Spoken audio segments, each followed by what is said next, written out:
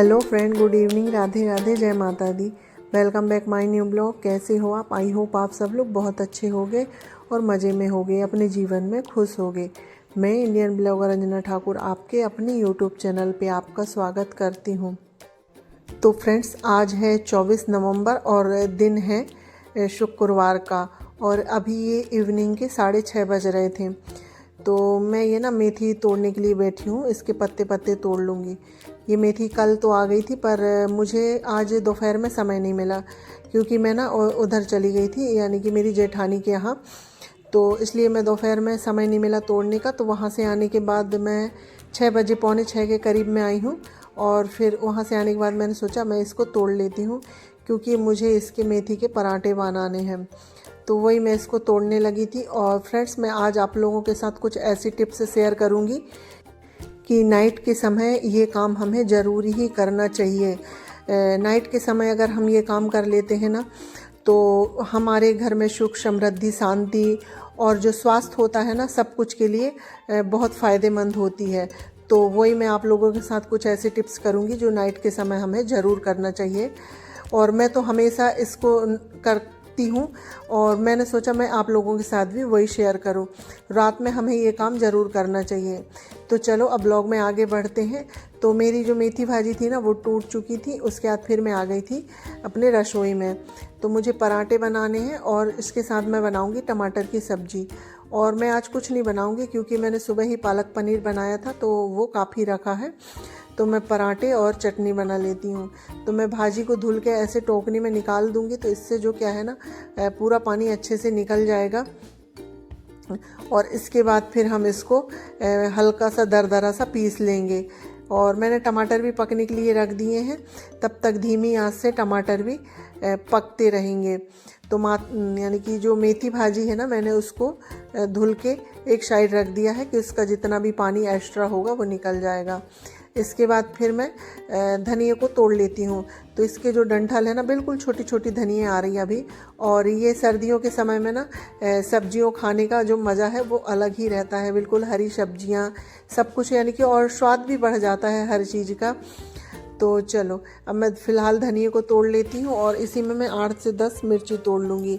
तो कुछ हरी मिर्च मैं मेथी भाजी के साथ पीस लूँगी, और कुछ मैं चटनी के लिए रख दूँगी। तो मैंने एक साथ तोड़ के और सब कुछ धनिया दोनों हमारी टूट चुकी है। तो मैं इनको साफ़ पानी से धुल लेती हूँ। और ये इसमें क्या है ना, कुछ बड़ी सी चीज़ों में धुल लो तो ये धनिया अच्छे से धुल जाती, क्योंकि ना धनिया में भी हल्की सी मिट्टी सी आ जाती है।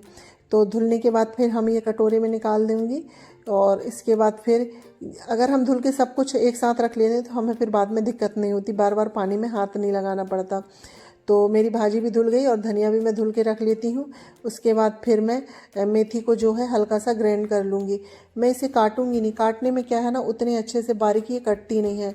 और हल्की सी इसको ग्रेट कर लो ना, तो ये थोड़े से पत्ते रहते हैं, थोड़ी सी पिसी हुई रहती है। इससे जो क्या है ना, बहुत अच्छा स्वाद आता है पराठे में। तो मैं इस तरह से बनाती हूँ। आप लोग किस तरह से बनाते हैं मुझे कमेंट करके ज़रूर बताइएगा। तो चलो फ़िलहाल मेरी जो मेथी भाजी है वो पिस चुकी है। तो अब मैं इसको निकाल लूँगी। और मैंने इसको ज़्यादा बारीक नहीं पीसा है, हल्का सा दरदरा रखा है।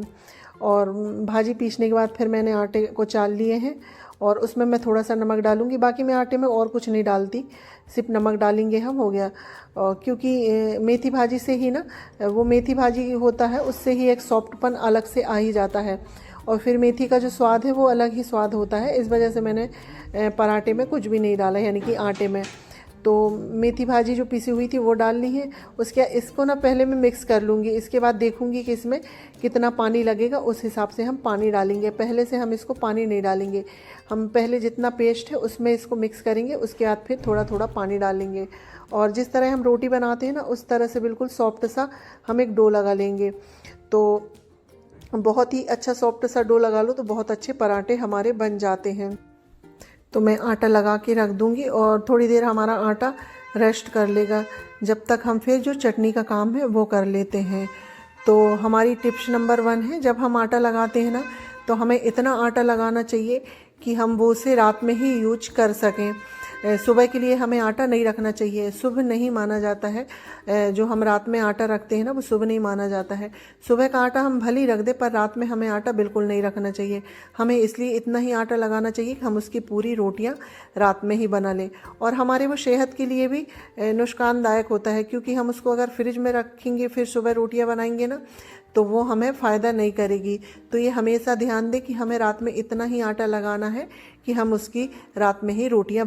तो फ्रेंड्स, मैंने आटा बना के रख दिया है, तो आटा सेट हो रहा है। जब तक हम टमाटर की चटनी बना लेते हैं। तो टमाटर जो है ना पक चुके थे, तो मैं उनका जो छिलका है वो निकाल दूंगी, उसके बाद उनकी चटनी बनाऊंगी।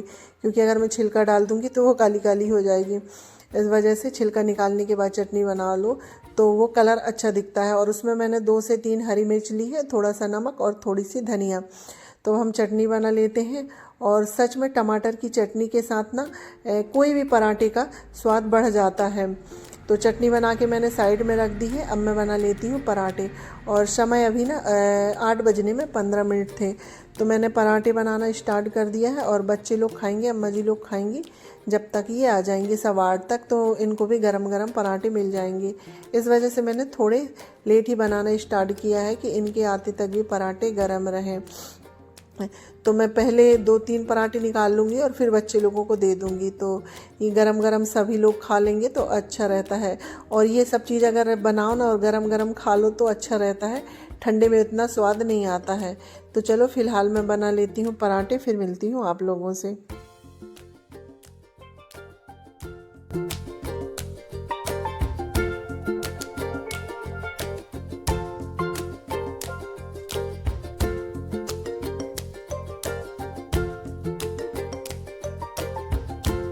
तो फ्रेंड्स, पराठे मेरे बन गए हैं और पराठे बन ही रहे थे और ये भी आ गए थे। तो मैंने साथ ही साथ इनको भी दे दिए हैं खाने के लिए। तो सब लोगों का खाना हो गया, बस मैं रह गई हूँ। तो मेरे लिए 1-2 मैं तवे में डाल दूँगी तो वो गर्म रहते हैं। अब है तो पहले मैं यहाँ से थोड़ा सा सफाई कर लेती हूँ।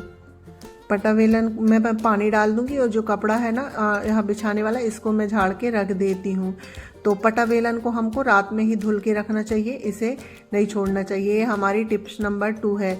और इसे जूठे बर्तनों के साथ भी नहीं रखना चाहिए, इसे अलग से धुल के रखना चाहिए। पहले इसको धुल के रख दो जब इसमें जूठे बर्तनों के साथ बिल्कुल मिक्स नहीं करना चाहिए। और पटावेलन को रात में ही धुल के रखना चाहिए, बिल्कुल वैसे ही इसको नहीं रखना चाहिए। हमेशा पटावेलन को धुल के रखना चाहिए, सुबह हो या शाम हो। तो चलो, पटावेलन धुल गए हैं हमारे। अब हम इसके बाद अपनी थाली लगा लेते हैं, क्योंकि सब लोगों का खाना हो गया है, सिर्फ मैं रह गई थी। तो वही टमाटर की चटनी है और पराठे हैं। और जो सुबह पनीर की सब्जी बची थी ना, तो थोड़ी सी मैं ले लूँगी, क्योंकि सुबह का जो थोड़ा सा चावल भी था। तो मुझे ना बिना चावल के मन नहीं भरता है और पेट भी नहीं भरता है बिना चावल के। मैं तो थोड़ा सा चावल ज़रूर खाती हूँ। तो 2 पराठे के साथ मैं थोड़ा सा चावल ले लूँगी। तो ये रही हमारी आज की थाली, टमाटर की चटनी, पराठा और सुबह की पालक की सब्जी। तो आ जाइए, आप लोग भी खा लीजिए। अब मैं खा लेती हूँ खाना, फिर मिलती हूँ आप लोगों से। तो मेरा खाना हो गया था, तो फिर से मैं आ गई थी रसोई में। और टिप्स नंबर 3 है कि रात में हम कुछ भी बनाएं, थोड़ा सा ज़रूर बचना चाहिए। क्योंकि रात में बोलते हैं ना, माता लक्ष्मी भी आती है, तो कुछ ना कुछ ज़रूर बचना चाहिए रात में। तो मेरी ये चटनी बची है और 2 पराठे बचे हैं। यानी कि मैं कुछ भी बनाऊं, थोड़ी बहुत तो मैं बचाती ही हूँ। सब्जी हुई, रोटी हुई या कभी चावल हुआ, तो ये हमें खाना पूरा झाड़ पोंछ के नहीं खाना चाहिए। बोलते हैं कुछ ना कुछ बचाना चाहिए, तो इससे भी हमारे घर में बरकत होती है। अगर हम झाड़ पोंछ के खाते हैं तो उससे हमारी बरकत चली जाती है। तो कुछ ना कुछ बचता है, यानी कि हमारे हाथ में बरकत है। तो चलो, मैंने खाने को पोंछ के रख दिया है। अब हम बर्तनों को क्लीन कर लेते हैं। और ये है हमारी टिप्स नंबर 4। तो रात में हमें कभी भी जूठे बर्तन ऐसे ही प्लेटफॉर्म में और हमारी रसोई में नहीं छोड़ना चाहिए। और सिंक में तो भर के बिल्कुल भी नहीं रखना चाहिए जूठे बर्तनों को, उनको रात में ही क्लीन कर लेना चाहिए। हाँ, जिसके यहाँ मेड वगैरह आती हैं, बाई वगैरह, तो वो क्या है ना, बर्तनों को धुल के बिल्कुल साफ पानी से और उनका जो जूठा सकरा होता है ना, वो निकाल के एक टब में भर के रख दें। अगर सिंक में तो बिल्कुल ही नहीं छोड़ना चाहिए। तो मेरे यहाँ तो कोई मेड नहीं आती, तो मैं तो रात में ही क्लीन कर लेती हूँ, क्योंकि ये सुबह के लिए फिर मुझे ही दिक्कत हो जाती है। इस वजह से मैं रात में ही क्लीन करके रखती हूँ। तो रात में हम पूरी रसोई को क्लीन करके रखते हैं ना, तो इससे हमारे यहाँ सुख समृद्धि और शांति बनी रहती है।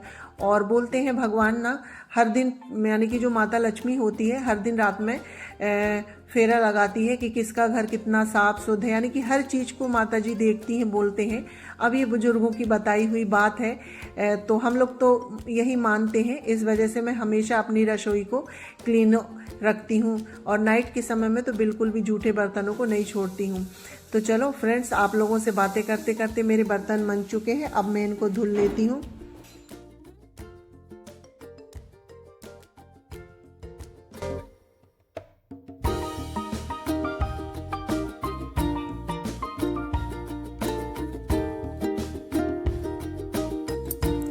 तो फ्रेंड्स, मेरे बर्तन जो बन चुके हैं और बस कुछ थालियाँ वगैरह रह गई थी, तो मैं इनको धुल के रख देती हूँ।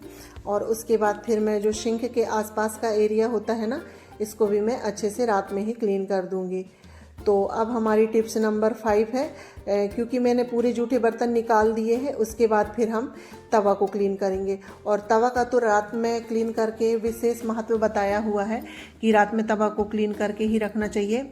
और तवा जब गर्म रहता है ना, तो इसको बिल्कुल भी धुलना नहीं चाहिए, इसको अच्छे से ठंडे हो जाने देना चाहिए, इसको गर्म में धुलना नहीं चाहिए। इसलिए मैं इसको सबसे लास्ट में धुलती हूँ कि तवा हमारा ठंडा हो जाता है। क्योंकि गर्म तवे में अगर पानी डालते हैं तो उससे कुछ होता है, बोलते हैं, तो उससे हमारे जो स्वास्थ्य है ना, उसमें नुकसानदायक होता है, स्वास्थ्य के लिए नुकसानदायक होता है। तो इस वजह से तवे को ठंडा हो जाए उसके बाद उसको धुल के रखना चाहिए। और उसको धुल के ज़रूर रखना चाहिए, वैसे ही नहीं रखना चाहिए। तो सुबह हो या शाम हो, तवा को तो हमको दोनों समय धुलना चाहिए। अगर जैसे हम सुबह नहीं भी धुल पाए, पर नाइट के समय में हमें तवे को ज़रूर धुल के रखना चाहिए। तो हमारा तवा धुल चुका है। इसके बाद फिर हमने आसपास के जो सिंक एरिया है ना, हम इसको भी क्लीन करेंगे। क्योंकि आसपास हम जब बर्तन धुलते हैं तो पानी वगैरह की छींटे जाते ही हैं, इस वजह से सिंक को भी अच्छे से क्लीन कर देंगे, क्योंकि इसमें भी हमें स्मेल आती है। तो सिंक को क्लीन करके मैं यहाँ से वाइपर से पानी खींच दूँगी। और आज मैंने रोटियाँ नहीं बनाई हैं, तो मेरी गैस ज़्यादा गंदी नहीं है, तो गैस को मैं कपड़े से ही तो फ्रेंड्स, मेरे सिंक का जो आसपास का एरिया है ना, वो साफ़ हो गया है। तो अब टिप्स नंबर 6, तो हमें गैस को भी हमेशा क्लीन करके रखना चाहिए। क्योंकि जब पहले के ज़माने में चूल्हे में खाना बनता था ना, तो रात में भी चूल्हे को क्लीन करके ही रखते थे। चूल्हे के आसपास झाड़ के और उसमें चूने का जो पोत लगा, यानी कि पुताई कर देते थे और उसको बिल्कुल साफ करके रखते थे। तो अब गैस आ गई है, तो हमें गैस को भी क्लीन करके बिल्कुल रखना चाहिए। और गैस को तो क्लीन करके रखना ही चाहिए, क्योंकि चूल्हा उतना गंदा नहीं भी दिखता है, पर हमारी जो गैस होती है, प्लेटफॉर्म होता है, ये गैस काउंटर ना काफ़ी गंदा हो जाता है। तो इसको भी नाइट में क्लीन कर देना चाहिए। तो मेरी क्लीनिंग हो गई है और सभी चीज़ को मैंने बिल्कुल चमका दिया है। आसपास के जितना एरिया रहता है मैं सब में कपड़ा मार देती हूँ, क्योंकि आसपास भी थोड़े बहुत छींटे उचट ही जाते हैं। तो फ्रेंड्स, मैं इन आदतों को हमेशा फॉलो करती हूँ और इससे कि मेरे घर में हमेशा सुख समृद्धि और शांति बनी रहती है। तो मैंने सोचा चलो मैं आप लोगों के साथ शेयर करूं, तो वही मैंने आप लोगों के साथ शेयर किया। अगर आप लोगों को मेरी छोटी सी ये कोशिश पसंद आए तो वीडियो को लाइक शेयर सब्सक्राइब करिएगा, और चैनल में नए आते हैं तो प्लीज़ सब्सक्राइब करिएगा। मिलते हैं नेक्स्ट ब्लॉग में, जब तक के लिए बाय बाय, गुड नाइट, शुभ रात्रि।